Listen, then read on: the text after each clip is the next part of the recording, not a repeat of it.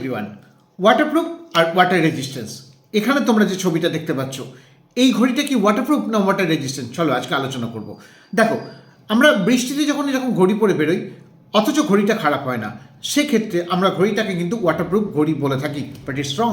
এক্ষেত্রে আমরা বলবো ওয়াটার রেজিস্ট্যান্স। কিন্তু এই ঘড়িটাকে তুমি যখন একটা বালতির জলে বা কোনো মগের জলে ডুবিয়ে দিচ্ছ এরকমভাবে, তখন দেখাচ্ছে এটা ঘড়িটা খারাপ হয়ে যাচ্ছে। যদি ঘড়িটা খারাপ না হতো তাহলে আমরা ঘড়িটাকে বলতে পারতাম ওয়াটারপ্রুফ। ওয়াটারপ্রুফ মানে তুমি জলে ডুবিয়ে রাখো 10 ঘন্টা 10 দিন, তবুও খারাপ হবে না, দ্যাটস কল ওয়াটারপ্রুফ। কিন্তু অল্প একটু বৃষ্টিতে সে খারাপ হবে না, কিন্তু জলে ডুবিয়ে রাখলে বা বেশি বৃষ্টি হলে বা বেশিক্ষণ বৃষ্টি হলে যেটা নষ্ট হয়ে যাবে বা ভিজে যাবে, সেটাকে আমরা বলবো ওয়াটার রেজিস্ট্যান্ট। ওয়াটারপ্রুফ আর ওয়াটার রেজিস্ট্যান্ট শব্দ দুটোকে কিন্তু আমরা নাউনের আগে বা সেই প্রোডাক্ট বা ম্যাটেরিয়ালের আগে ব্যবহার করব।